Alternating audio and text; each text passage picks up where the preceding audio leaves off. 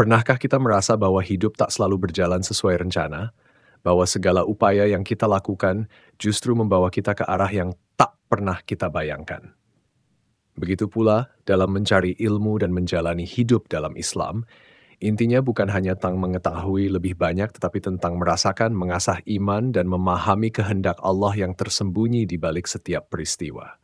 Di sini kita akan menyelami bagaimana sebenarnya ilmu yang sejati itu menuntun kita untuk mengenal Allah lebih dalam melalui kisah-kisah para nabi dan teladan umat Islam terdahulu yang mengajarkan kesabaran, keikhlasan, dan keyakinan pada rencana Allah yang selalu lebih baik.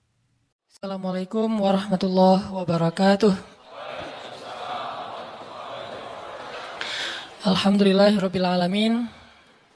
Alhamdulillahilladzi arsala rasulahu bil huda wa dinil haq liyudhhirahu 'alad dini kullihi wa kafa billahi syahida.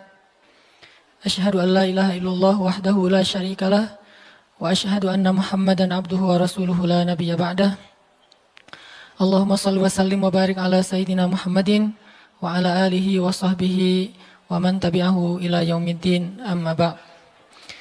Teman-teman yang dirahmati Allah Subhanahu wa taala, puji syukur kepada Allah yang pada kesempatan ini Allah ngasih lagi kita kesempatan buat belajar, buat i'tikaf di masjid, buat talabul ilmi, menuntut ilmu, yang mudah-mudahan apa yang kita dengar pada malam ini bisa menambah iman kita kepada Allah Subhanahu wa taala.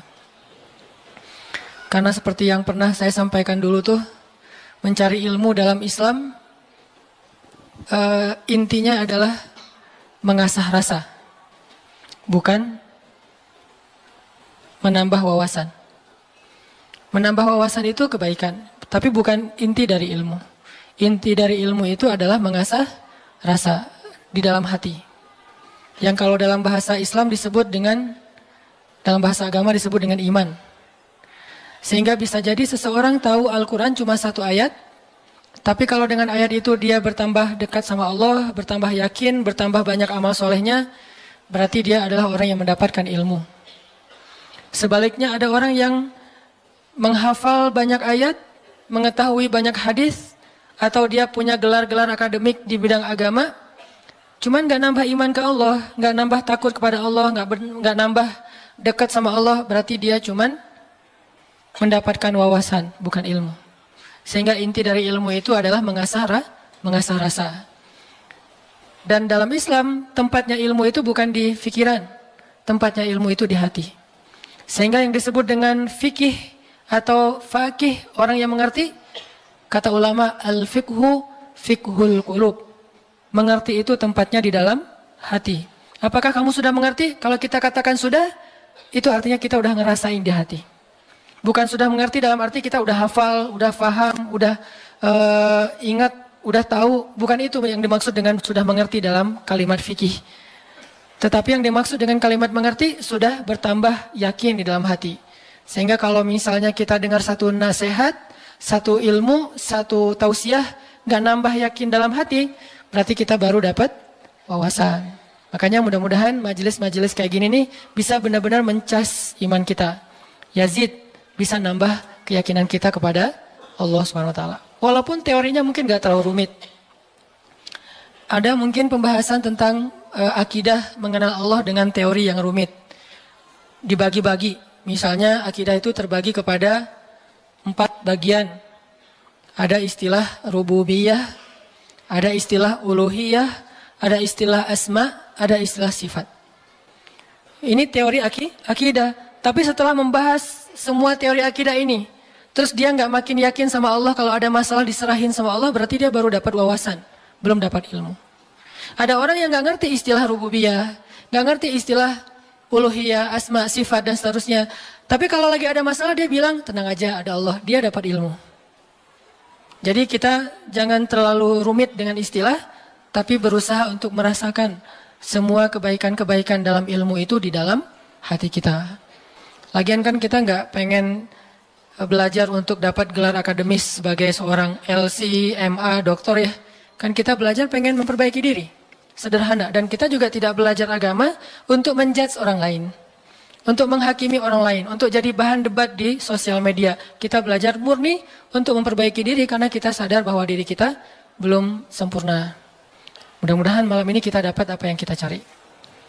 Terus makasih untuk kesekian kalinya buat teman-teman yang selalu hadir, yang istiqomah, yang bahkan diam-diam banyak yang datang dari tempat-tempat yang jauh, yang diam-diam banyak yang sudah berkorban untuk bisa hadir dalam majelis ilmu ini, yang mungkin udah berusaha semaksimal mungkin untuk hadir lebih awal, tapi ternyata qadarullah tetap nggak dapat tempat di dalam, harus tetap di luar.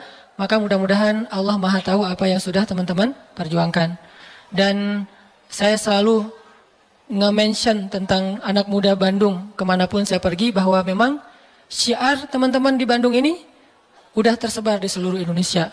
Bahkan mudah-mudahan udah tersebar di luar Indonesia, bahwa semangat hijrah anak-anak muda Bandung ditiru oleh anak-anak muda di tempat-tempat yang lain insya Allah. Sehingga kita dapat pahala dari kebaikan yang ditiru itu. Waj'alna lil muttaqina imama, jadikanlah kami imam, teladan dalam ketakwaan. Jadi imam di sini bukan suami. Kalau itu masih lama kali ya. Imam di sini adalah teladan. Belum ada tanda-tandanya soalnya. Baik teman-teman, malam ini kita akan bahas tema plesetan dari salah satu grup band pada masanya. Yang tahu ini berarti usianya sekian. Saya juga nggak tahu karena masih muda. Nggak gaul, makanya nggak tahu. Kalau nggak salah namanya Lamb of God ya. Jadi diplesetin jadi Mad of God. Tentang apa itu? Tentang, ini kalau yang plesetannya ya. Tentang gimana kita belajar memahami maunya Allah. Gimana kita belajar mengerti apa yang Allah kehendaki di dalam satu peristiwa kalau kita ngalamin sesuatu. Karena kalau kita nggak ngerti maunya Allah, nggak ngerti apa kehendak Allah di dalam apa yang kita alamin, kita jadi gampang putus asa. Kita jadi kadang-kadang malah berburuk sangka kepada Allah. Kalau udah berburuk sangka kepada Allah, pasti kita akan mengambil jalan-jalan yang harusnya kita hindari. Nah, kita belajar nih memahami Allah kayak gimana sih maunya. Dan orang yang dekat sama Allah ngerti banget yang gini-gini nih. Kita pengen belajar kayak gitu juga. Kan ada orang, sebutlah kita ya sama teman. Kita tuh udah dekat sama dia. Dari SD kita udah barengan. Sama-sama SD tapi beda SD-nya. Nggak lucu ya? Nggak ketawa gitu. Dari SD udah barengan, SMP barengan, SMP apa? SMA barengan. Kuliah barengan, nikah sendiri-sendiri. Nah, udah dari dulu tuh kita udah kenal banget sama dia. Jadi kan kita udah punya feel ya. Udah ngerti banget lah, udah peka banget dia kayak gini, dia kayak gitu, dia lagi sedih, dia lagi marah, dia tersinggung. Kita udah ngerti banget nih. Begitu dia ngomong satu kata, kita langsung ngerti. Misalnya dia ngomong apa gitu. Oh, berarti dia lagi nggak enak hati nih. Dia WA aja nih. Di WA, kalau dia bilang aku, berarti lagi santai. Kalau dia bilang saya, berarti dia lagi kayak ada masalah nih sama kita. Ya udah, nanti saya tunggu di mana gitu. Oh, kayaknya ada salah nih. Jadi kita peka karena kita ngerti dia. Terus ada apa yang kita lakuin tuh kita ngelakukan sesuai dengan, karena kita empati ya, kita ngelakuinnya sesuai dengan apa yang nyaman buat dia. Terus kalau dia misalnya ngelakuin sesuatu, kita ngerti kenapa dia melakukan itu. Nggak sampai seseorang suuzon. Kenapa ada orang suuzon sama dia? Karena nggak ngerti sama dia. Kenapa ada orang yang salah sangka? Karena nggak ngerti. Gitu juga kita ke Allah. Sahabat Nabi itu sangat mengerti Allah kayak gimana, Rasul kayak gimana, sehingga ketika turun ayat Al-Quran, mereka bukan cuma ngerti teks atau makna dari ayat secara tekstual, tapi mereka juga ngerti pesan di balik ayat itu. Ini berarti kita udah berusaha untuk berpikir dengan apa maunya Allah. Kalau bahasa agama dengan logika robbaniyah, bukan dengan logika ilmiah, tapi robbaniyah, berpikir dengan logika Allah, bukan dengan logika kita doang. Contoh teman-teman, ketika turun ayat, salah satu ayat terakhir yang turun kepada Nabi di Al-Maidah.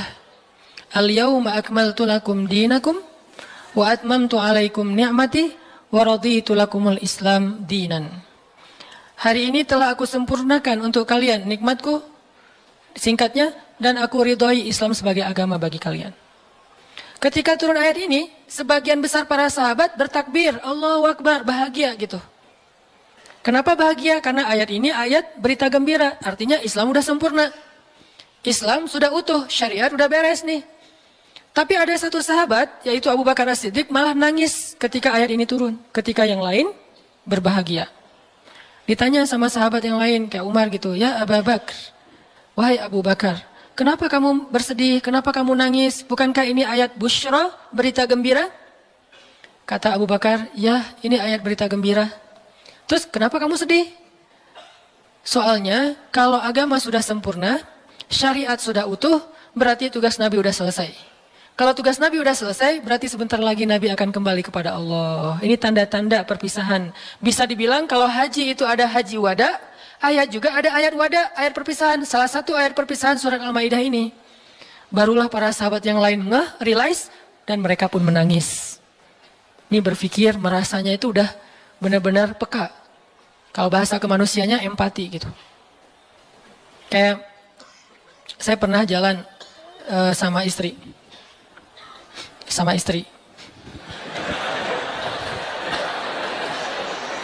Soalnya nggak mau saya jalan sendiri, pasti jalan sama istri. Terus diajak sama temen makan seafood, ikan panggang. Istri saya tuh udah tahu kalau saya nggak biasa dan nggak masuk nih kalau makan ikan panggang. Paling mentoknya ikan goreng atau ikan di asam pedas gitu ya, garang asam. Tapi kalau yang panggang nggak masuk. Diajak sama teman saya, Ustadz ada ikan panggang enak banget nih, seafood. Benar-benar makannya di samping laut. Saya kan nggak enak nolak undangan dia. Oh ya boleh. Istri saya langsung lirik-lirik. Dan dia nanya, ada yang digoreng nggak? Kenapa dia bisa langsung ngomong gitu?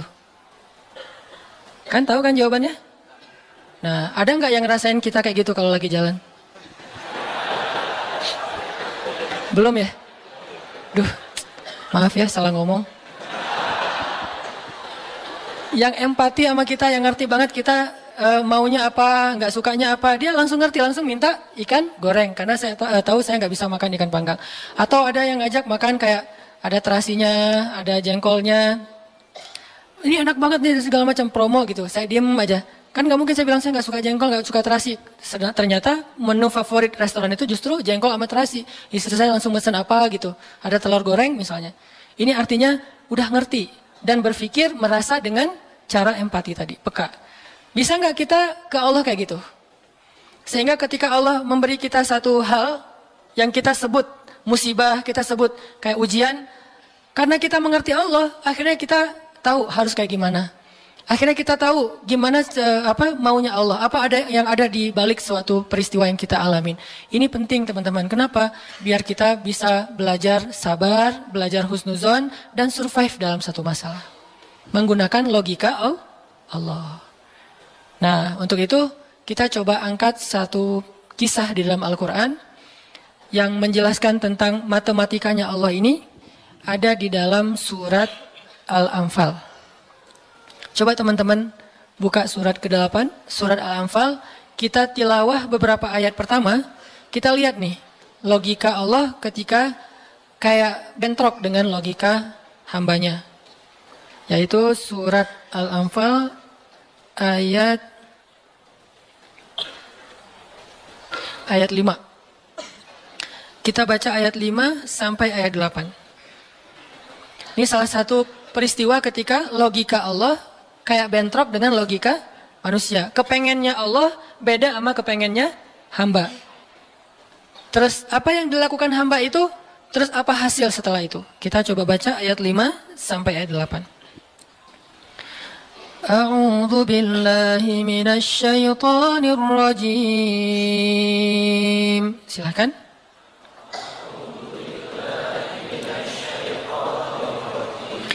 Bismillahirrahmanirrahim.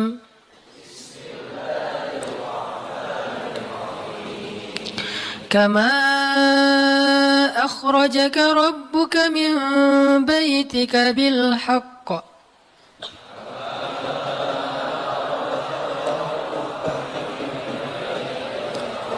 Wa inna fariqam minal mu'minina lakarihun.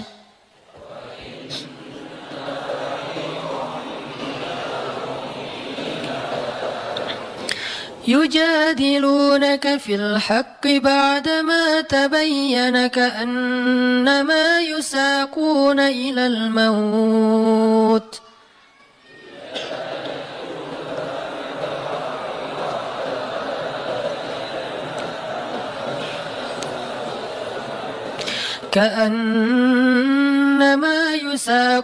إلى الموت وهم ينظرون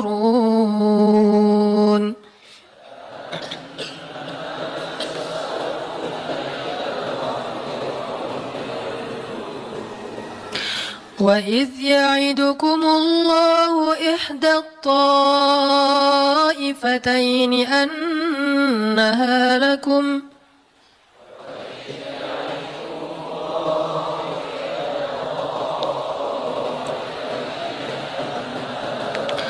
وتودون أن غير ذات الشوكة تكون لكم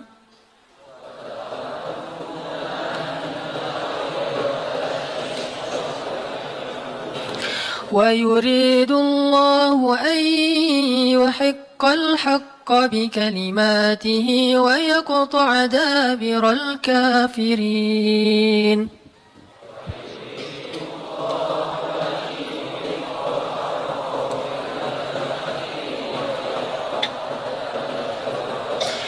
ليحق الحق ويبطل الباطل ولو كره المجرمون.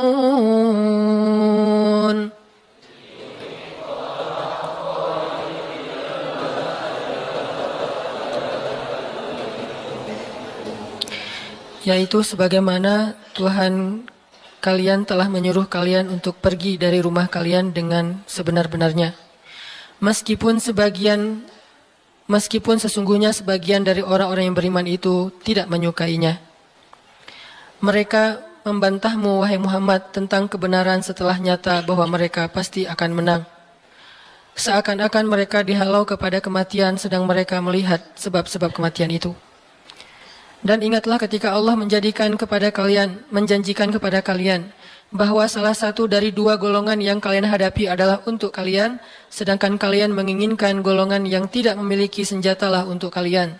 Tetapi Allah hendak membenarkan yang benar dengan ayat-ayatnya dan memusnahkan orang-orang yang menentang sampai ke akar-akarnya. Agar Allah memperkuat yang hak, itu Islam, dan menghilangkan yang batil atau kemusyrikan, walaupun orang-orang yang berdosa itu tidak menyukainya. Shadaqallahul Azim. Ngerti teman-teman? Agak kurang jelas ya. Kenapa kurang jelas? Karena kita mungkin sebagian belum membaca kisah yang ada di dalam ayat ini. Salah satu tips paling gampang kalau kita pengen ngerti ayat Al-Quran, baca dulu sejarah yang berkaitan dengan ayat itu. Kalau dalam ilmu tafsir itu disebut dengan asbabun nuzul. Peristiwa-peristiwa yang menyebabkan turunnya ayat tersebut. Contohnya surat Al-Anfal. Kalau teman-teman pengen ngerti surat Al-Anfal, coba sebelum baca surat Al-Anfal, baca dulu peristiwa Perang Badar secara lengkap. Nanti di buku sejarah tuh ada Perang Badar, cari yang paling tebal, biar nanti pas kita baca detail, banyak hal-hal kecil yang kita jadi ketahuan. Baca peristiwa Perang Badar, setelah berkali-kali baca udah ngerti banget, kayak nonton film berkali-kali sampai hafal, setelah itu coba baca surat Al-Anfal. Pasti beda. Seolah-olah kita ngalamin ketika ayat itu turun.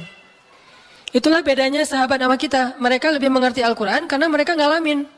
Nah kita kan cuma membaca teks sejarah, tidak mengalami. Tapi kalau kita baca sejarah berkali-kali lalu baca Al-Anfal, itu akan lebih berasa.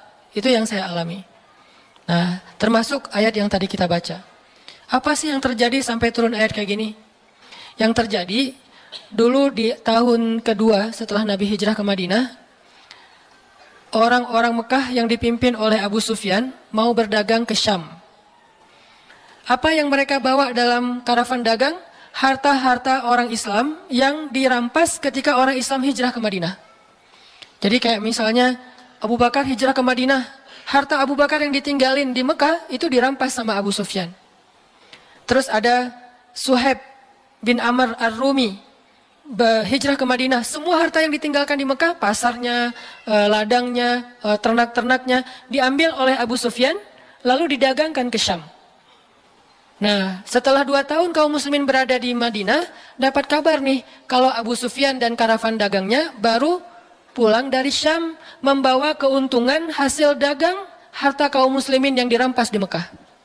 Berarti yang dibawa oleh Abu Sufyan harta siapa? Harta kaum muslimin ya, harta sahabat.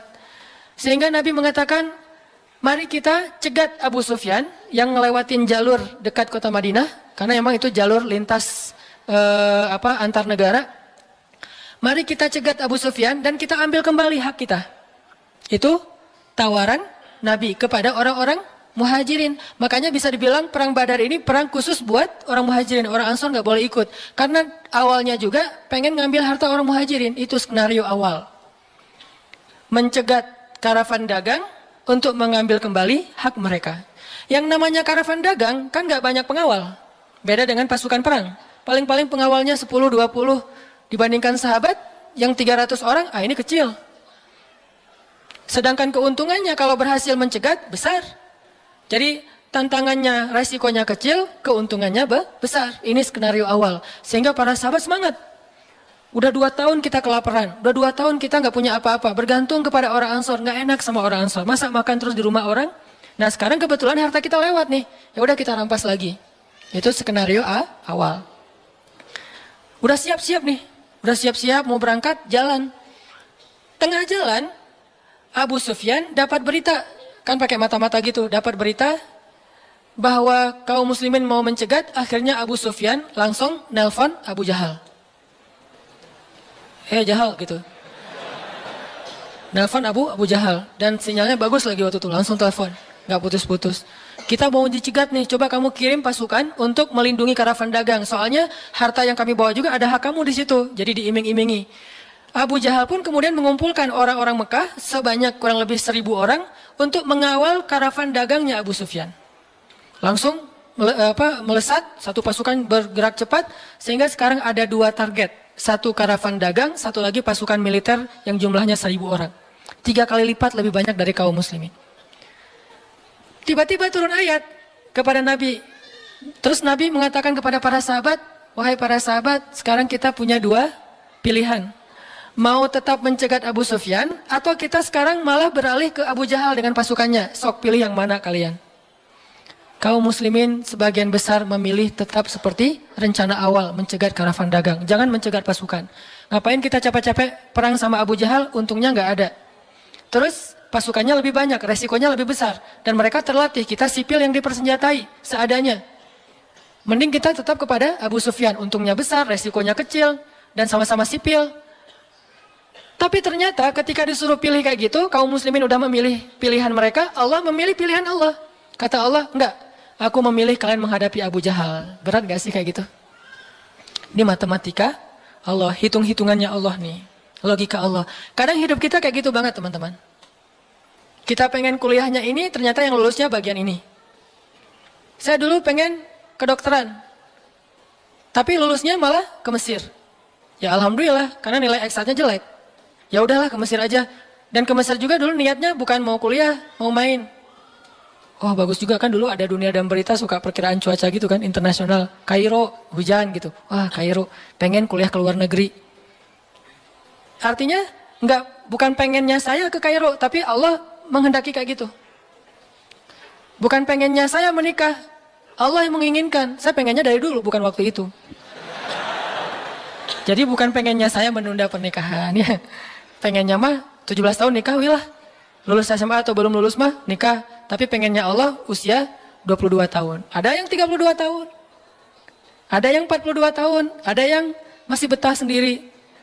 Nah pengennya kita mah udah mau nikah nih sekarang nih. Tapi pengennya Allah, jangan kamu jaga ibu dulu.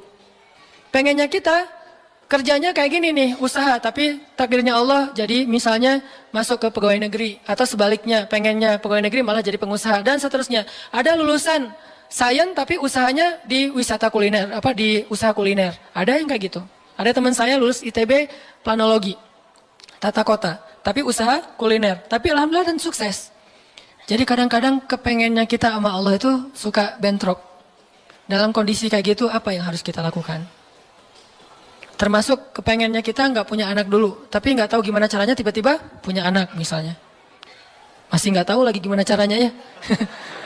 Kan ada tuh udah nikah, kita jangan punya anak dulu ya, karir dulu, ya aja, tapi ternyata nggak ada ikhtiar, pasrah weh gitu ya, akhirnya punya anak misalnya. Kan bukan kepengennya kita.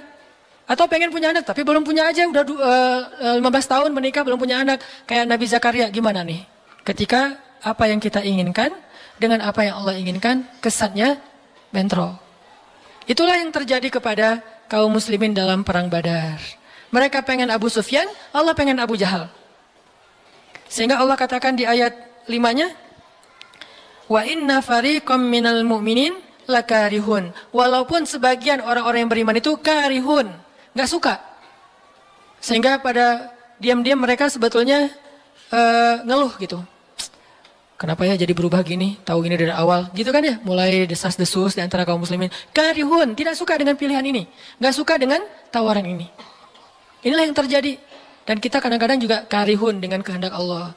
Karihun, kenapa sih harus kayak gini? Kenapa sih saya hidupnya gini-gini amat? Kenapa saya yang diperlakukan kayak gini? Kenapa?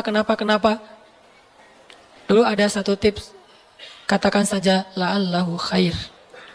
Ya mudah-mudahan ada kebaikan di sini. Yang penting saya udah ikhtiar, jadinya kayak gini, ya udah jalanin aja.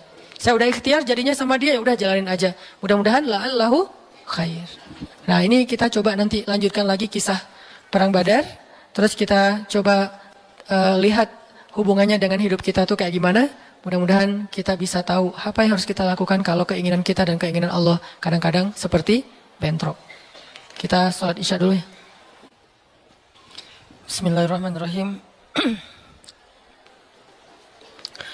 Teman-teman yang dirahmati Allah Subhanahu wa taala, tadi kita bahas tentang gimana kadang-kadang kondisi ketika keinginan kita sama maunya Allah itu nggak ketemu. Kita dalam contoh sehari-hari aja, misalnya mau main, ternyata lapangannya becek misalnya. Kalau buat anak-anak BMX atau skate mau ngetrik, ternyata lagi cedera. Atau mau jalan sama seseorang, hujan misalnya. Apain lagi? Mau beli handphone baru, ternyata usaha kita yang tadi kita udah pikirin ada untungnya, malah rugi. Mau jalan-jalan keluar kota, pasangannya sakit. Dan banyak, kadang-kadang penyebabnya sepele banget. Tapi bikin kita kecewa. Nah, gimana caranya kalau kondisinya kayak gitu? Sama kayak para sahabat dulu dalam perjalanan umroh. Pengen umroh, ternyata udah sampai di perbatasan kota Mekah, nggak boleh masuk, disuruh pulang lagi ke Madinah. Itu kan diceritain dalam surat Al-Fatihah tentang perjalanan umroh yang berakhir dengan malah perjanjian Hudaybiyah. Niatnya pengen umroh, tapi endingnya perjanjian. Yang isi perjanjiannya, poin-poinnya kayaknya ngerugiin umat Islam banget. Tapi kan Allah punya rencana, dan rencana Allah pasti yang terbaik daripada rencana kita. Masalahnya gimana kita bisa ridho, bisa rela kalau kondisi itu terjadi dalam hidup kita. Kita sih yakin, ini adalah qadarullah, keinginan Allah. Tapi bikin kita yakin itu jadi berbuah, yakin itu kan kayak pohon ya. Iman itu adalah pohon. Gimana biar pohon ini berbuah? Salah satu buahnya itu adalah sifat ridho, sifat nerima. Sehingga dengan sifat ridho itu akhirnya kita punya kebaikan. Kebaikannya jadi bisa survive, tenang hadapi masalah, sabar dan seterusnya. Nah, gimana caranya? Setelah kita dapat sesuatu, kita yakin kepada Allah, terus jadi ridho. Nah, ini belajar matematikanya Allah Subhanahu wa taala. Dan itulah yang terjadi dalam perjanjian Hudaybiyah, terjadi kepada Siti Maryam yang tadi dibacain suratnya. Maryam gak pengen punya anak tanpa suami. Kalaupun harus punya anak, nikah dulu. Tapi Allah punya rencana lain. Rencana manusia punya anak setelah nikah. Lagian Maryam lagi belum siap menikah nih. Belum ada cowok yang pantas buat Maryam. Justru karena itulah Allah beri dia anak tanpa laki-laki, tanpa suami. Kenapa? Nggak ada suami yang pantas buat Maryam. Mungkin satu-satunya lelaki yang pantas buat Maryam cuma Nabi Muhammad. Tapi kan beda zaman. Masa Maryam harus nunggu Nabi Muhammad 300 tahun lagi kan ya? Nah, ternyata karena nggak ada yang pantas buat dia, akhirnya dia punya anak tanpa harus melalui seorang suami. Mungkin kita terlalu soleh sehingga nggak ada yang pantas buat kita. Pantasnya cuma bidadari, ya udah di akhirat nikahnya. Husnuzannya mah ya. Mungkin di atas nih nggak ada yang pantas jadi imamnya, soalnya terlalu solehah. Jadi imam juga kayak ragu gitu. Aduh, ngimamin dia, hafalannya udah luar biasa, bacaannya lebih bagus, guru tahsin lah gitu. Saya baru belajar pratahsin, masa mau jadi imam seorang cewek yang guru tahsin? Karena dia terlalu keren, akhirnya nggak ada yang pantas buat dia nih. Maryam kayak gitu banget. Karena terlalu keren, terlalu soleh, sampai ulama aja ragu, Maryam ini nabi atau bukan gitu. Sehingga ada dua pendapat ulama, sebagian bilang Maryam bukan nabi, orang soleh. Tapi ada ulama yang bilang Maryam itu emang nabi, satu-satunya nabi dari cewek. Satu dari 4 perempuan yang sempurna. Dan di antara 4 itu kayaknya menurut sebagian ulama Maryam nomor 1 tuh. Walaupun secara usia Asia, Maryam, Khadijah, Fatimah. Tapi Maryam itu paling keren lah. Tiba-tiba hamil, datang cowok keren, baju putih, jubah putih, auranya tuh luar biasa, pokoknya cowok paling keren aja. Sampai Maryam kaget dan berta'awuz. Inni a'udzu birrahmani minka in kunta taqiyya. Aku berlindung kepada Allah dari kamu. Ketemu cowok keren malah berlindung, bukan bersyukur, coba. Duh, keren banget ya. Astagfirullah, auzubillah, gitu kan ya. Nih Maryam nih. Duh, ceweknya keren banget. Udah lama ngelihat baru auzubillah, enggak. Dari awal auzubillah. Kenapa? Ada pasangan di sebelah gitu. Ada istrinya. Nah, Maryam langsung ta'awuz, inni a'udzu birrahman minka in kunta taqiyya. Kata Jibril, cowok keren itu ternyata namanya Gabriel. Kata Gabriel, innama ana rasulu rabbik li'ahaba laki ghulaman zakiyya.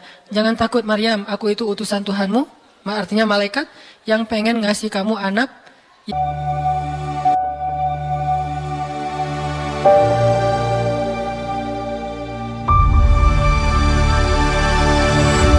yang sangat suci.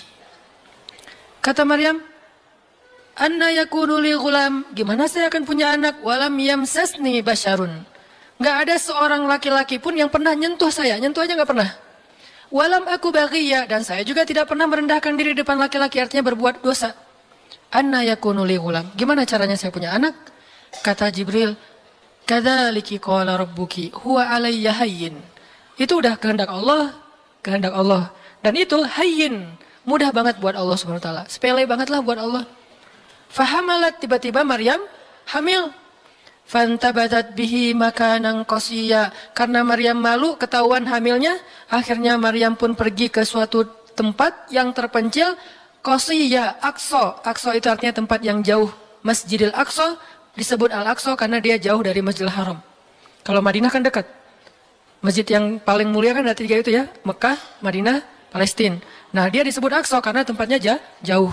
Makanan qasiyya, tempat yang sangat jauh, terpencil, nggak ada siapa-siapa. Fantabatat bihi makanan qasiyya. Fa'aja ahal makhadu. Tiba-tiba dia udah harus ngelahirin setelah sekian bulan, mungkin 9 bulan.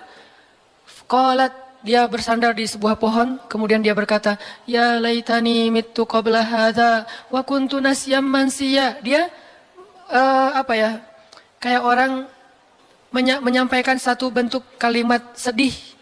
Kayak kalau bahasa sederhananya kayak ngeluh gitu. Ya laitani mittu qabla hadza. Aduhai, seandainya aku mati aja daripada harus menanggung malu kayak gini. Maryam itu kan pemalu banget. Mahkota sifat malu itu dipakai banget sama Maryam. Makanya ketahuan hamil nggak punya suami, itu buat Maryam pukulan paling luar biasa, telak banget. Walaupun dia nggak berbuat dosa, tapi tetap aja orang kan ngata-ngatain dia. Ditambah lagi Bani Israel, tahu sendiri kan Bani Israel suka banget viralin fitnah. Ada apa viral Bani Israel teh? Maryam hamil di luar nikah, viral. Semua orang ngomongin, mana Maryam, mana Maryam. Terus rumahnya tuh dilemparin batu karena dianggap sebagai pembawa sial bagi Bani Israel. Dasar Maryam ngaku-ngakunya suci, sok suci segala macam. Sehingga Maryam bilang, ya laitani mittu qabla hadza. Aduhai, seandainya saya mati aja sebelum ini terjadi pada saya. Sehingga saya menjadi orang yang tidak pernah dibicarakan oleh siapapun. Sedih. Berarti pengennya Maryam beda dengan pengennya Allah. Secara emosional, secara manusiawi, secara fitrah ada penolakan dan itu manusiawi. Maryam menolak. Begitu juga sahabat Muhajirin. Wa inna fariqam minkum lakarihun. Minhum lakarihun. Walaupun sebagian kalian itu dalam keadaan karih, menolak, nggak suka. Emangnya kita mau menerima musibah? Pasti kita nolak kan secara spontan, fitrah, manusiawi, nolak. Ya laitani mittu qabla hadza wa kuntu nasyan mansiya. Aduhai seandainya aku mati aja sebelum kejadian ini terjadi padaku, sehingga nggak ada orang yang ngomongin tentang aku. Jadi nggak ada trending topik tentang Maryam waktu itu. Dia berharap kayak gitu. Semua berita buka channel mana aja Maryam, Maryam, Maryam. Asal buka Instagram yang muncul duluan di home tuh Maryam. Viral banget, semua orang ngomongin Maryam. Sehingga Maryam, bayangin, semua orang ngomongin kita se-Indonesia. Karena emang sebelumnya kan Maryam memang selebgram banget kan. Semua orang pengen nge-following Maryam. Jangankan yang cewek-cewek, yang cowok juga pengen nge-following Maryam. Cuman gak ada yang pantas. Semuanya kagum sama Maryam, respect. Tiba-tiba berubah. Kalau nggak naik, jatuh kan nggak berasa nih. Kita nggak naik jatuh, paling keseleo dikit. Tapi kalau naiknya udah terlalu tinggi jatuh, kan lebih sakit nih. Maryam tuh naiknya udah terlalu tinggi. Saking tingginya sampai Nabi menyebut dia satu di antara 4 yang sempurna di muka bumi. Nggak ada perempuan yang sempurna kecuali 4 itu. Itu benar-benar dipuja-puja tuh Maryam. Pengen punya anak nanti namanya Maryam. Pengen punya istri kayak Maryam. Pengen punya ibu kayak Maryam. Pokoknya Maryam itu idola banget tuh di zaman tersebut. Bani Israel kalau suka lebaynya luar biasa, kalau benci, wah noraknya juga luar biasa. Itu Bani Israel. Berlebihan gitu. Kalau suka habis-habisan sampai dijadikan Tuhan kan dulu. Mereka pernah mengangkat seorang laki-laki yang soleh jadi Tuhan. Namanya Uzair. Namanya Uzair. Disebut sebagai anak Tuhan. Kemudian juga Isa juga gitu. Bani Israel tuh luar biasa kalau suka. Kalau benci, wah habis-habisan juga tuh dijelek-jelekin. Kayak mereka ngejelek-jelekin Musa, Harun. Kalau Harun gak terlalu sih, Musa. Kayak mereka ngejelek-jelekin Nabi, malaikat apa? Mikail, malaikat Jibril. Kan Bani Israel paling gak suka sama Jibril ya. Jadi gak ada orang Yahudi nama anaknya Gabriel tuh gak ada. Rata-rata nama anaknya Michael. Karena mereka senang banget sama Mikail, gak suka sama Jibril. Kenapa? Jibril itu kalau turun pasti bawa perintah. Wahyu kan? Jibril mah hese. Bawa perintah wahyu gitu.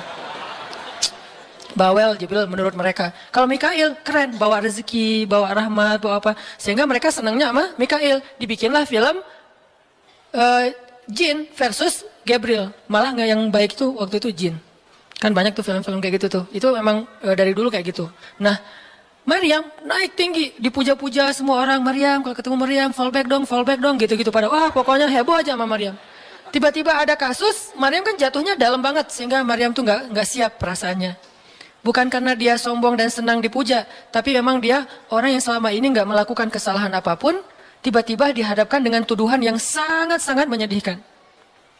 Mirip dengan yang dialamin oleh Aisyah dituduh selingkuh. Orang sekelas Aisyah dituduh selingkuh kan berat banget. Kita aja dituduh macam-macam udah sedih kan, apalagi Aisyah sekelas Aisyah yang terjaga dituduh selingkuh. Maryam terjaga dituduh selingkuh. Ternyata diam-diam Maryam banyak banget ada versi gosip dia melakukannya dengan rahib. Ada yang gosip melakukannya sesama murid di Al-Aqsa, ada gosip melakukan dengan Zakaria, banyak gosip. Berat banget buat Maryam sehingga Maryam mengatakan, ya laitani mittu qabla hadza wa kuntu nasyan mansiya. Aduhai seandainya aku mati aja. Aduhai seandainya dulu aku nggak bikin akun Instagram, pasti nggak akan jadi apa-apa gitu. Nyesel udah punya akun. Udah gitu banyak lagi yang ngomongin. Akhirnya turun ayat. Turun lagi Jibril. Turun malaikat. فناداها من تحتها ألا تحزني قد جعل ربك تحتك سريا. Dipanggillah Maryam oleh malaikat itu. Ya Maryam, la tahzani. Kalau Abu Bakar, la tahzan. Kalau Maryam, la tahzani. Dua orang yang disebutkan kalimat la tahzan di dalam Al-Quran. La tahzan, innallaha ma'ana. Siapa? Abu Bakar. Kalau Maryam, la tahzani, qad ja'ala rabbuki tahtaki sariya. Jangan sedih wahai Maryam, gak usah khawatir. Allah udah memunculkan mata air di bawah kakimu. Artinya Allah yang akan merawat kamu, Allah yang akan ngebelain kamu, Allah yang akan deketin kamu, Allah bersama kamu wahai Maryam. Apa pelajarannya di sini teman-teman? Ketika Allah menggunakan logikanya yang kita tidak bayangkan, yang awalnya kita tolak, itu artinya Allah sedang memberikan kita kesempatan hanya akan ditolong oleh Allah saja, tidak oleh makhluk. Ketika Allah menempatkan kita dalam satu situasi yang sulit, yang sampai bikin kita kehabisan ide nih, gimana cara keluar dari situasi ini, itu berarti Allah lagi ngasih kita kesempatan masuk dalam sebuah situasi yang tidak ada yang bisa nolong kita kecuali Allah. Allah pengen nolong sendiri. Dan pertolongan Allah itu ajaib. Tapi kalau Allah tempatkan kita dalam sebuah situasi yang kita masih berpikir dan menemukan beberapa jalan walaupun belum pasti bisa, berarti kita masih diberikan kesempatan yang nolong kita itu makhluk. Oh, minta tolong ke si fulan, minta tolong ke si fulan. Tapi begitu kita mentok, kenapa ya kok berat banget nih masalah saya? Berarti Allah lagi menempatkan kita di sebuah situasi yang Allah sendiri yang akan menolong kita. Itulah perang Badar, itulah perang Ahzab, itulah Hudaybiyah, itulah Maryam, itulah banyak kisah kayak gitu. Situasi yang kayak udah mentok banget, yang nggak pernah kita bayangkan, yang kita awalnya pasti nolak secara spontan. Berarti Allah lagi nempatin kita di sebuah situasi yang Allah pengen men-treat kita langsung sendiri. Nggak mau pakai yang lain. Qad ja'ala rabbuki tahtaki sariyya. Allah sendiri yang akan memunculkan mata air di bawah kakimu, wahai Maryam. Ayub juga kayak gitu. Semua dokter datang, habis uang Ayub untuk biaya dokter tapi nggak sembuh. Kenapa? Allah nggak pengen kesembuhannya dengan cara-cara yang kebayang oleh Ayub. Allah nggak pengen kita dapat jodoh dengan cara yang kebayang oleh kita. Reunian, stalking Instagram, salah ngambil kebab. Pokoknya yang kebayang sama kita itu nggak akan. Kenapa? Allah pengen ngasih kita cara yang cuman Allah sendiri yang tahu dan itu surprise. Dan itu istimewa banget. Apa itu? Kalau saya tahu berarti bukan surprise kan? Tunggu aja, masing-masing punya rahasia sendiri-sendiri. Dan ini yang bikin kita terus berharap. Sehingga Maryam tiba-tiba ngelihat di bawah kakinya sama Isa udah ada mata air. Minumlah dari mata air itu. Terus kata Allah, wa huzzi ilaiki bijid'in nakhlah tusaqit 'alaiki rutban janiyya. Ya Maryam, goyangkan pohon kurma yang ada di sebelahmu. Kan dia tadi bersandar di pohon kurma pas ngelahirin. Terus disuruh goyangin tuh pohon kurma. Saya pernah bilang, bayangin gimana seorang perempuan yang baru ngelahirin, yang lagi lemah disuruh goyangin pohon kurma. Pohon kurma itu ukuran diameternya sebesar meja ini nih. Lebih besar daripada diameter pohon kelapa. Bayangin, ngegoyang pohon kurma sebesar ini, seorang perempuan, goyang gak tuh pohon? Gak bakal, laki-laki aja gak goyang, apalagi sendiri. 10 orang laki-laki aja ngegoyang pohon kurma segede ini, belum tentu goyang. Goyang aja enggak, apalagi sampai ngejatuhin buah kurma. Kalau buah kurma yang udah tua jatuh masih mending, ini yang muda jatuhnya tuh. Berarti kan goyangnya lumayan tuh. Berapa skala Richter ya? Yang muda jatuhnya rutoban, janiyya, bukan korma yang tamar, yang udah tua, yang udah emang dihembus juga pakai angin, jatuh enggak. Wahuzzi, goyangkan pohon kurma itu ya Maryam. Apakah Maryam berpikir, Allah kalau ngasih perintah yang logis deh? Enggak kan? Kan Allah tahu ini pohon kurma dan saya baru ngelahir, masa disuruh goyang? Enggak. Logika kayak gini, pertanyaan kayak gini, enggak muncul dari orang yang udah pasrah banget sama Allah, yakin kalau Allah yang perintahkan, lakukan aja deh. Gak usah tanya gimana nanti hasilnya, itu bagian Allah, bagian kita ngelakuin apa yang Allah perintahin, disebut dengan ikhtiar. Kadang-kadang ikhtiarnya gak nyambung dengan hasil, tapi Allah suruh, ya udah lakuin aja. Maryam pegang tuh pohon, baru digoyang dikit, udah langsung berguncang. Tusakit alaiki, jatuhlah, bukan jatuh, berjatuhanlah, berarti banyak nih. Berjatuhanlah untukmu, rutoban janiyya, buah-buah kurma yang masih muda tapi manis. Artinya apa? Hasilnya Allah yang pilih. Kurma yang mana yang mau jatuh, dengan rasa apa yang mau jatuh, yang jaraknya sekian dari tempat duduknya yang Maryam yang akan jatuh. Allah yang menentukan hasil, tugasnya Maryam cuma ngegoyangin dong, walaupun gak mungkin akan terguncang. Ini iman. Belajar iman. Allah yang suruh, ya sudah saya lakukan. Allah suruh ikhtiar, ya saya ikhtiar. Allah suruh berobat, ya saya berobat. Tapi hasilnya Allah yang nentuin kayak gimana caranya. Akhirnya rutoban janiyah berjatuhan. Kata Allah, fakuli washrobi wa qarri aina. Makanlah Maryam, minumlah Maryam, dan bersenang hatilah kamu dengan semua ini. Sehingga kata Nabi komen setelah baca ayat ini nih. Nabi komen. Komen Nabi apa? Korma dan manusia itu ada hubungan sejarah. Diciptakan dari jenis tanah yang sama. Jadi pohon-pohon lain itu jenis tanahnya beda. Cuman satu yang mirip dengan manusia, jenis tanahnya korma. Sehingga salah satu yang cepat merecovery seorang perempuan yang baru ngelahirin adalah makan rutoban janiyah, korma yang yang muda tapi manis. Jangan dikasih ke bayinya ya, keselak, bahaya. Kasih ke ibunya. Kalau ke bayinya, tamar, korma yang udah tua, terus dikunyah sama bapaknya dengan syarat bapaknya udah gosok gigi. Jangan habis makan bala-bala, cengek, makan kurma kasih ke bayi. Kasih ke bayi yang tua, kasih ke ibunya yang muda, dan itu cepat merecovery seorang perempuan. Kata Nabi di situ ada obat dari penyakit. Intinya teman-teman, kayak gitu ternyata cara Allah. Ini logika Allah nih. Sehingga ketika kaum muslimin, balik lagi ke surat Al-Anfal, dihadapkan dengan satu pilihan yang mereka nggak pernah ngebayangin, dan secara secara spontan karihun, menolak, maka Allah Subhanahu wa taala menyampaikan kenapa Allah memilih itu. Karena kata Allah, tujuan dalam pencegatan ini bukanlah mengambil harta, tetapi untuk menunjukkan mana yang benar, mana yang batil. Ya sudahlah, daripada menentang Allah, sami'na wa ta'na, ikut. Walaupun sebetulnya hatinya masih karihun, nggak rela gitu. Ikutlah pilihan Allah dan Rasul. Mereka pun ganti rute, dari yang tadi rute mau mencegat Abu Sufyan, sekarang rute kepada Abu Jahal. Mulai ngutus mata-mata Abu Jahal, berapa pasukannya segala macam, bermalam di sebuah tempat di daerah situ. Malamnya, Nabi itu nggak bisa tidur. Nabi sepanjang malam beristighosah. Jadi istighosah itu teman-teman salah satu di antara sunnah-sunnah Nabi SAW. Apa istighosah artinya? Doa yang sangat lama. Nabi malam itu sama Abu Bakar berdua gak tidur. Yang lain pada tidur kan besok mau perang nih. Malam ini mereka tidur, besok mau tanding aja disuruh tidur kan ya. Apalagi besok mau perang. Tidur, wajib tidur. Yang belum tidur pokoknya pura-pura tidur. Tidur aja. Kayak kita besok mau akad kan harus tidur ya. Walaupun susah tidurnya. Pokoknya kalau mau akad nggak bisa tidur teman-teman. Ngapain? Ngafal aja. Saya terima kok. Nanti takut salah saya tolak kan bahaya. Udah diizinin sama calon mertua masih ditolak. Nah malamnya pada tidur kecuali 2 orang. Rasul sama Abu Bakar. Selalu berdua orang ini nih pokoknya soulmate banget. Direkam soulmate-nya di Al-Quran. Rasul beristighosah. Doa yang sangat khusyuk. Berharap banget. Panjang lagi doanya sepanjang malam. Sampai Nabi mengangkat kedua tangannya itu nggak gini. Tapi gini. Pernah nggak doa kayak gini? Nah makanya masih sendiri ya. Coba istighosah, ya Allah. Langsung tuh. Jadi kalau doa jangan gini doang. Apalagi gini, santai. Sesekali doa, Allah. Ternyata belum, naik lagi sampai mungkin. Dan itu ada sunnahnya, Nabi berdoa dengan, kan Nabi berdoa kadang mengangkat tangan, kadang tidak mengangkat tangan. Kayak doa sehari-hari misalnya angkat tangan kan ya. Kayak mau makan misalnya, Bismillahirrahmanirrahim amutu wa ahya. Allahumma barik lana gitu ya. Kan nggak harus ngangkat tangan.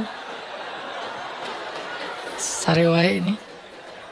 Nah, udah kadang Nabi doanya gini. Nelunjuk. Bukan perintah Allah, ya Allah kasih lo ya. Enggak. Nelunjuk dengan filosofi Arab sama filosofi Indonesia beda. Makanya jangan menerjemahkan teks Arab dengan konteks kita. Dengan persepsi kita. Terjemahkan dengan persepsi bahasa sendiri. Apa sih maksudnya? Gitulah. Jadi di Arab tuh kalau gini bukan perintah. Gini tuh artinya cuma engkau yang saya harapin ya Allah gitu maksudnya. Jadi kalau ya Allah itu maksudnya engkau doang yang saya harapin iya karena berdua iya karena selain gitu. Bukan ya Allah pokoknya harus ya bukan. Kalau kita pakai dengan logika kita kan kok doa sih nggak sopan sama Allah kayak gitu-gitu amat. Kalau ke manusia mungkin gitu agak kurang sopan. Kalau ke Allah sopan. Bisa gini, bisa biasa aja, bisa gini. Gini juga ada beberapa level. Ada yang gini sampai ke paling atas. Biasanya yang paling atas tuh bab jodoh sih. Kalau bab kuliah masih gini, kerja, ya giliran jodoh paling tinggi. Apalagi kalau udah jodohnya balikan sama mantan, tuh kayaknya naik kursi. Lebih tinggi lagi. Jadi malam itu Nabi beristighosah. Sampai syal beliau jatuh, nangis, janggut beliau basah dengan air mata. Nangis panjang malam, ya Allah jika besok kami kalah perang, terbunuh semua. Mungkin di muka bumi ini gak akan ada lagi orang yang menyebut la ilaha illallah. Bahkan ngambil rida syalnya Rasul ditaruh lagi cukup bagimu ya Rasulullah, cukup ya Rasulullah. Allah udah mendengar. Bahkan menenangkan Rasul, tapi Rasulullah terus saja gitu. Kayak kita lagi doa kata teman, udah Allah udah dengar. Taruh dulu. Kalau kita mah gitu ya. Nah, tapi jangan dibayangin gitu. Rasulullah pasti khusyuk banget nggak kayak kita. Udah selesai berdoa, pagi-pagi sahabat riuh. Innalillah gitu. Kalau kita kan innalillah pasti ada yang meninggal ya. Siapa yang meninggal? Enggak, innalillah itu musibah, enggak harus selalu orang meninggal. Ya Rasulullah maafkan kami. Kenapa? Ternyata sebagian para sahabat malam itu digoda oleh syaitan sehingga semua pada mimpi basah. Maaf. Tapi kayak gitu emang sejarahnya. Bukan semua, sebagian besarnya mimpi basah. Sehingga pas bangun mereka dalam keadaan junub, kotor, tidak suci, tapi enggak ada air. Untuk wudhu aja kurang, apalagi untuk mandi. Dan mandi junub kan harus semuanya. Sedangkan besok mereka mau berperang melawan musuh dalam keadaan tidak suci. Ini kayak pertanda buruk gitu. Dan mereka merasa mentalnya makin drop. Tiba-tiba Allah beri ketenangan buat mereka, turun air hujan. Malam itu hujan turun, hujannya hujan lokal lagi. Camp kaum muslimin hujan, camp orang kafir enggak? Hujan, nyebrang-nyebrang, hujan enggak? Yang banyak di Indonesia gitu. Di camp kaum muslimin hujan, di campnya orang kafir enggak hujan. Akhirnya pada mandi, alhamdulillah, Allah Akbar. Itu nanti ada ayatnya setelah itu, coba nanti baca lagi halaman kedua. Ketika ada adegan hujan segala macam, itu ceritanya kayak gitu. Akhirnya makin mantap, alhamdulillah bisa mandi, wudhu, minum. Baru mereka yakin bahwa ini adalah benar-benar perintah Allah. Nah hidup kita tuh kalau kita ngejalanin hal-hal kayak gini, kita bakalan kayak lagi jalan bareng Allah. Sehingga nanti kita akan banyak melihat keajaiban-keajaiban Allah. Kalau kita nggak pernah masuk dalam situasi ini, kita tuh kenal Allah cuma dari kata orang, nggak pernah jalan bareng. Kita kayak kenal seseorang, tapi kata teman kita, cuma lihat postingannya doang, tapi nggak pernah jalan bareng, jadi nggak kenal dekat gitu, dan nggak akan dapat feel. Begitu juga kita kenal Allah. Kalau kita kenal Allah hanya dalam situasi normal, wajar, nyaman, berarti kita kenal Allahnya cuma dari katanya, cenah. Nggak pernah ngalamin sendiri. Begitu kita dihadapkan dengan situasi kayak gini, berarti kita lagi diajak Allah jalan bareng. Yuk jalan bareng saya. Siap ya Allah. Banyak kejutan-kejutan, banyak yang bikin kita kaget. Kenapa? Karena kita jalannya dengan zat yang maha kuasa. Dia akan tunjukin kekuasaan-kekuasaannya. Dan kekuasaan Allah yang paling luar biasa ditunjukin justru dalam kesulitan. Kalau dalam normal nggak luar biasa namanya. Kayak kita sama teman kita, dia ngasih kita hadiah atau pinjam duit 100.000 pas kita lagi awal bulan, kan biasa aja ya. Coba kalau dia pinjemin duit 50.000 pas akhir bulan, kan luar biasa kan? Jadi makin kita sulit, Allah tunjukin kekuasaannya, di situ kita makin lihat gimana kita tuh bergantung banget sama Allah. Emang Allah bikin skenarionya kayak gitu. Sehingga kalau kita teman-teman dihadapkan atau dikondisikan sama Allah dalam suatu keadaan yang kita nggak siap, yang kita nolak, yang kita berontak, tapi di sisi yang lain kita yakin ini ketentuan Allah, belajar meyakini, oh Allah lagi ngajak saya jalan nih. Allah lagi ngajak saya jalan, biar lebih kenal sama Allah. Biar Allah nunjukin langsung. Satu. Kedua, niatin juga, oh Allah pengen memperlakukan saya khusus, nggak mau pakai yang lain, berdua aja, biar Allah yang menolong saya. Karena udah nggak bisa ngarap siapa-siapa. Akhirnya kaum muslimin pun melakukan peperangan Badar, duel dulu nih. Jadi ada kayak tarung dulu, 3 orang dari kaum muslimin, 3 orang dari orang kafir.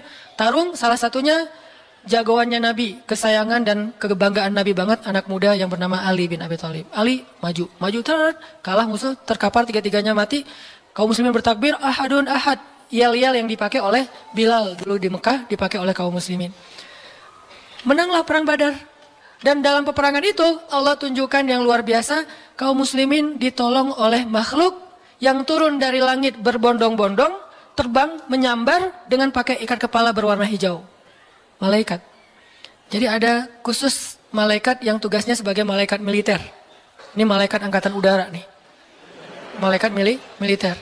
Kalau yang tadi kan di Maryam angkatan darat.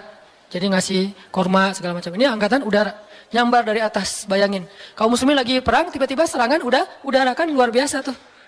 Dan ini pertolongannya munculnya kenapa? Karena kaum muslimin memilih pilihan Allah. Menggunakan logika Allah. Di logika itu, di jalan itu, di kondisi itu, Allah bakalan nunjukin banyak keajaiban. Kalau kita pengen lihat keajaiban, belajarlah untuk bersabar kalau kita tiba-tiba berada dalam kondisi kayak gitu.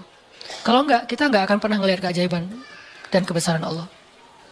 Tiba-tiba datang malaikat nyambar, terus pergi lagi, nyambar lagi.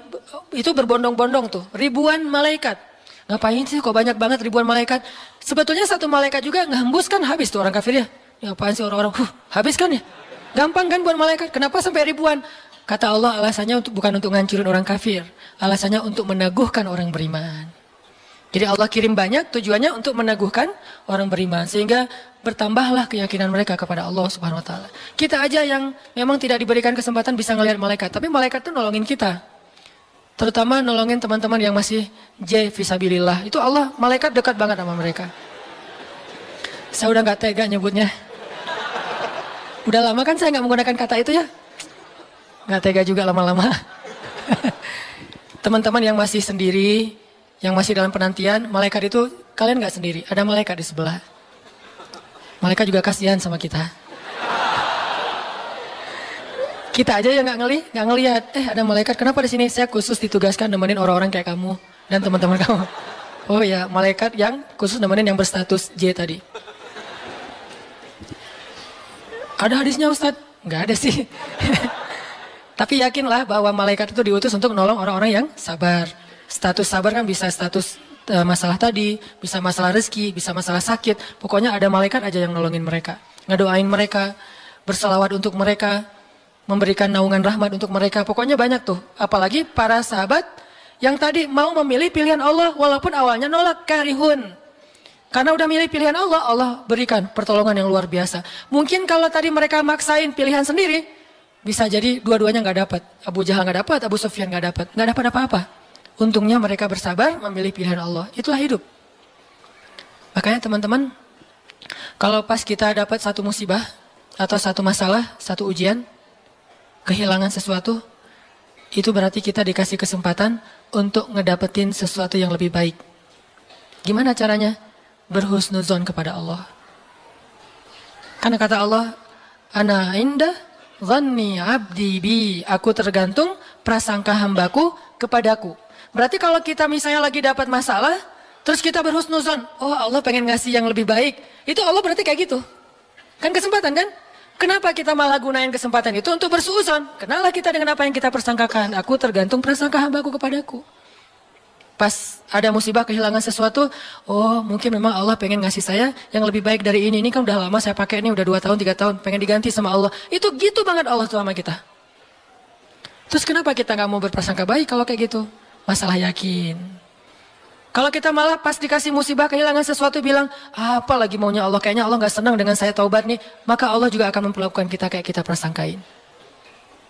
Makanya kalau kita dapat musibah, ujian, itu berarti kita dikasih kesempatan untuk memikirkan sesuatu yang baik yang akan Allah kabulkan. Kalau nggak dikasih itu, berarti kita nggak dikasih kesempatan memikirkan yang lebih baik. Begitu dikasih, oh saya harus mikirin yang lebih baik nih. Kayak gitu aja terus. Apapun musibahnya. Termasuk yang tadi, gagal dalam hubungan, diputusin atau ditolak. Kita mikirin, oh berarti Allah mau ngasih yang lebih baik dari dia. Ternyata tetap ujung-ujungnya dia juga. Kok bisa? Oh berarti dia diperbaiki sama Allah. Dibuat lebih baik, dibuat lebih soleh, lebih pantas, baru bareng dengan kita. Coba kalau nggak dibuat lebih soleh, udah langsung jadian. Kan bisa bahaya juga buat kita. Stres juga kan mikirnya ya. Makanya Nabi mengatakan, sebaik-baik perhiasan adalah istri yang soleha. Itu benar-benar menyenangkan hati. Kebahagiaan bagi laki-laki itu adalah memiliki seorang istri yang soleha. Istri yang soleha itu bukan cuma istri yang hafal Qurannya banyak, yang hafal hadisnya, bukan wawasan. Istri yang soleha itu istri yang akhlaknya baik. Yang kalau kita ngelihat dia, langsung bahagia. Jadi pulang ke rumah itu nggak pernah nyetel TV. Kenapa papa nggak pernah lihat TV? Kan lihat mama. Ya.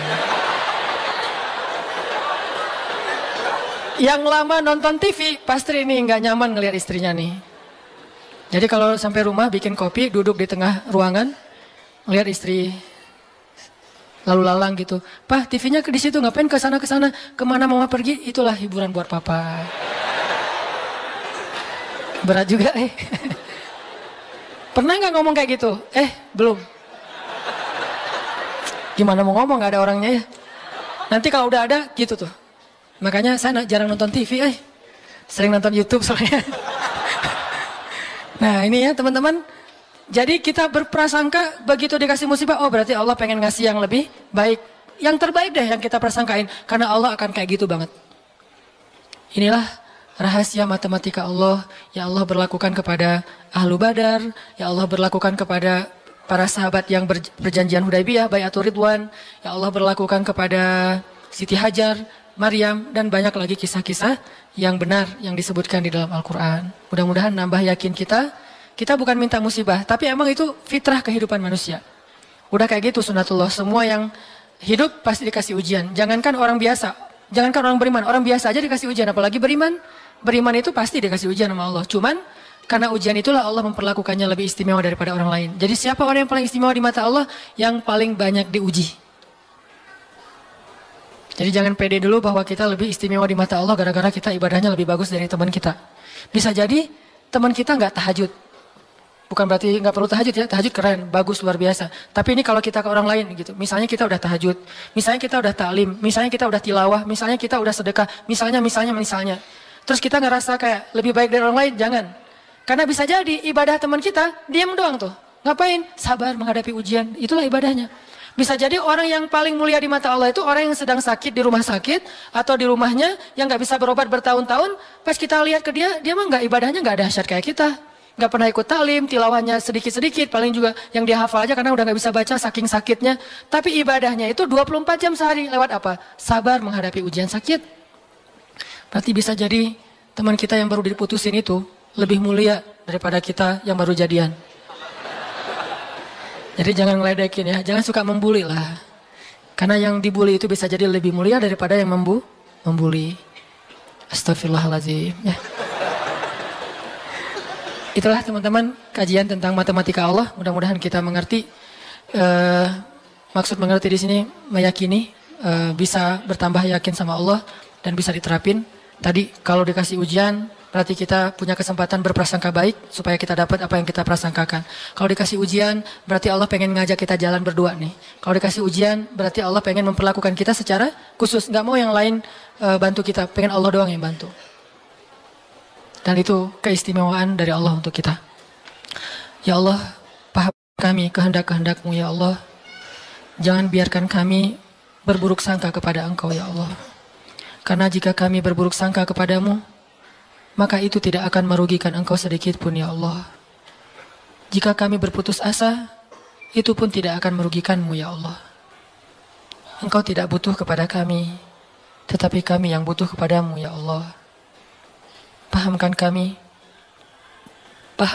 tentang ketentuan-ketentuan-Mu. Pahamkan kami tentang kebijaksanaan-Mu. Pahamkan kami tentang kebaikan yang ada di sisi-Mu. Sehingga kami bisa menjalani hidup kami dengan penuh prasangka baik. Menjalani hidup kami dengan penuh kesabaran, optimis, berserah, dan selalu yakin kepada Engkau ya Allah. Ya Allah, kuatkanlah iman kami. Karena dengan kekuatan iman itulah kami bertahan. Kami tidak bertahan karena fisik kami yang kuat. Kami tidak mampu bertahan karena uang kami yang banyak. Kami tidak mampu bertahan karena kesempatan kami yang lapang. Kami bertahan dalam satu ujian jika iman kami kuat kepada Engkau ya Allah. Kuatkanlah iman kami ya Allah. Terutama ketika kami merasa lemah, sendiri dan tidak berdaya. Ketika kami merasa tidak ada yang bisa menolong kami dalam satu masalah selain Engkau ya Allah. Ketika kami merasa ujian yang kami hadapi sudah hampir di batas kemampuan kami ya Allah. Saat itulah dekap kami dengan kasih sayang-Mu ya Allah. Dekap kami dengan kasih sayang-Mu sebagaimana Engkau mendekap Rasulullah SAW. Tolong kami, temani kami sebagaimana Engkau menemani Rasulullah dan Abu Bakar di dalam Gua Thur. Beri kami jalan keluar sebagaimana Engkau memberikan kebaikan kepada Maryam. Jangan biarkan kami berputus asa dan memilih jalan yang tidak Engkau ridhoi ya Allah. Kami takut dan kami berlindung kepadamu dari nafsu diri kami sendiri ya Allah. Kami berlindung kepadamu dari kelemahan diri kami sendiri ya Allah. Kelemahan yang membuat kami tidak lagi berharap kebaikan di sisi-Mu. Kelemahan yang dalam diri kami yang membuat kami tidak mau lagi berikhtiar. Kelemahan dalam diri kami yang membuat kami berputus asa. Kami berlindung kepadamu dari kelemahan itu ya Allah. Fahamkan kami. Pegang kami erat ya Allah. Ketika kami akan terjatuh. Justru kami sangat membutuhkan-Mu saat itu ya Allah. Kami sangat membutuhkan-Mu saat itu ya Allah. Janganlah Engkau tinggalkan kami di saat-saat kami paling lemah. Janganlah Engkau tinggalkan kami di saat kami gamang dan bingung. Bukankah Engkau berfirman, Alam yajidka yatiman fa'awa wa wajadaka dhallan fahada wa wajadaka ailan fa'aghna. Engkau yang menemani orang yang merasa yatim sendiri. Engkau yang memberi petunjuk kepada orang yang bingung dan tidak tahu arah. Dan Engkaulah yang mencukupkan orang-orang yang kekurangan dan kelaparan. Temani kami ya Allah. Beri kami petunjuk ya Allah. Cukupkanlah kami ya Allah. Kami mohon ya Allah. Genggamlah hati kami ketika kami dalam keadaan rapuh. Ketika kami dalam keadaan galau. Ketika kami dalam keadaan lemah. Ilahana. Jangan lepaskanlah ikatanmu kepada kami. Jangan lepaskan pandangan kasih sayangmu atas kami. Jangan lepaskan dekapanmu dari kami, ya Allah. Janganlah engkau turunkan baroahmu kepada kami, sebagaimana engkau turunkan baroah kepada orang-orang yang engkau murkai. Jangan engkau biarkan hidup kami istidraj kepada kehancuran, sebagaimana engkau pernah mengistidrajkan orang-orang yang engkau benci. Sayangi kami, ya Allah. Dekatkan kami kepadamu, ya Allah. Itulah yang paling berharga dalam hidup kami, ya Allah. Kadang kami bisa menjauh dari seseorang yang kami sayangi. Kadang kami bisa kekurangan dari hal-hal yang kami butuhkan. Kadang kami bisa merasa lemah dan tidak berdaya. Tetapi asalkan engkau ada di sebelah kami, asalkan engkau bersama dengan kami, maka semua itu akan bisa kami lalui, ya Allah. Jangan tinggalkan kami sedetik pun dalam hidup kami, ya Allah. Jangan tinggalkan kami sedetik pun dalam hidup kami, ya Allah. Rabbana, dengarkanlah doa-doa kami, ya Allah. Perkenankanlah permohonan-permohonan kami, ya Allah. Terimalah amal-amal kami, walaupun masih sedikit dan banyak keterbatasan. Dan ampunkan dosa-dosa kami, ya Allah. Rabbana, atina fid dunya hasanah, wa fil akhirati hasanah, wa qina adzabannar. Subhanakallahumma wa bihamdika, asyhadu an la ilaha illa anta, astaghfiruka wa atubu ilaik. Assalamualaikum warahmatullahi wabarakatuh.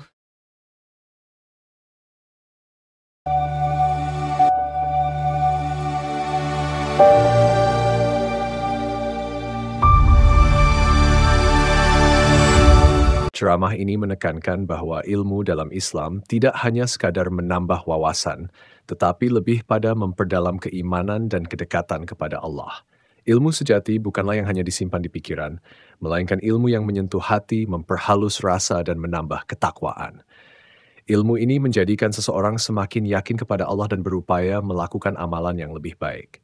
Dalam mencari ilmu, bukan gelar akademik yang utama, tetapi bagaimana ilmu tersebut memperbaiki diri dan mendekatkan kita kepada Allah. Sehingga dalam Islam, belajar bukan untuk menghakimi orang lain, tetapi untuk memperbaiki diri. Pembicara mencontohkan bahwa seringkali keinginan manusia tidak sejalan dengan kehendak Allah. Dalam peristiwa Perang Badar, kaum muslimin ingin menghadapi kafilah dagang yang lebih kecil dan lebih mudah, tetapi Allah memerintahkan untuk menghadapi pasukan yang lebih besar. Demikian pula kisah Maryam yang tidak menginginkan anak tanpa suami, namun Allah memiliki rencana lain yang lebih baik. Melalui kisah-kisah ini, pembicara mengajak untuk memahami bahwa kehendak Allah terkadang tampak berat atau tidak masuk akal di mata manusia, tetapi selalu mengandung hikmah dan kebaikan yang tersembunyi. Pada akhirnya, ceramah ini mengajarkan pentingnya bersabar dan berserah diri pada kehendak Allah, khususnya dalam menghadapi ujian atau kesulitan hidup. Pembicara mengingatkan bahwa Allah senantiasa dekat dan mendampingi hambanya yang bersabar dan berprasangka baik, sehingga ujian yang kita hadapi sebenarnya adalah kesempatan untuk merasakan kedekatan khusus dengan Allah. Dengan demikian, sikap husnuzan, berprasangka baik kepada Allah akan mendatangkan pertolongan yang luar biasa dan memperkuat keimanan.